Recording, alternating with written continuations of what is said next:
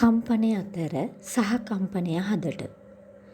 සමහර වෙලාවට රටේ ලෝකයේ අහන්න වෙන දේවල් එක්ක අපේ හුස්ම තත්පරයකට සිර වෙනවා.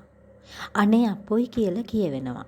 එතනින් එහාට දිගටම අපේ හිත මේ කම්පනත් එක්ක ඉස්සරහට යනවා.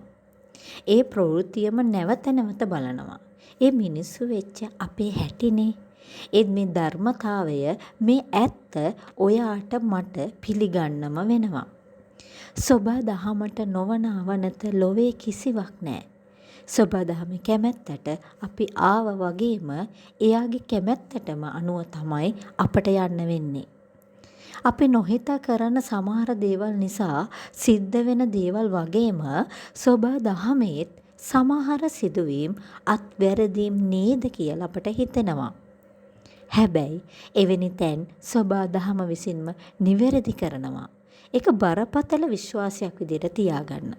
ඒ නිසා අපව කම්පනයට පත් කරන ආරංචි ඔයාගේ මානසික සුවයට හානි නොවන මට්ටමේ තබා ගැනීම තුළ ඔයාට මේ මොහොත සතුටින් ගෙවන්න පුළුවන්. කම්පනයේ දිගින් දිගටම ගිලී සිටීම නිසා ඔයාට ඔයා අහිමි වෙලා යනවා. විතරක් නෙවෙයි මේ මොහොත ඔයාට සතුටින් ඉන්න බැරි වෙනවා. ඒ නිසා කම්පනයෙන් මිදී සහ කම්පනය පමණක් හිතෙහි රඳවා ගැනීමට උත්සාහ කිරීමත් එක්ක ඔයාට මේ මොහොත සතුටින් ජීවත් වෙන්න පුළුවන්.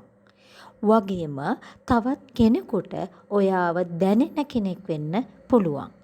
සිදුවිය හැකි රිදෙන්නම දෙයකට වුවත් නොරිදා තබා ගැනීමට හැකි හිතක් හදාගන්න අපි උත්සාහ කරන්න ඕන. සංසාර ගනුදෙනු හමුවීම වෙන්වීම තීරණය සොබා දහමේ අයිතියක්.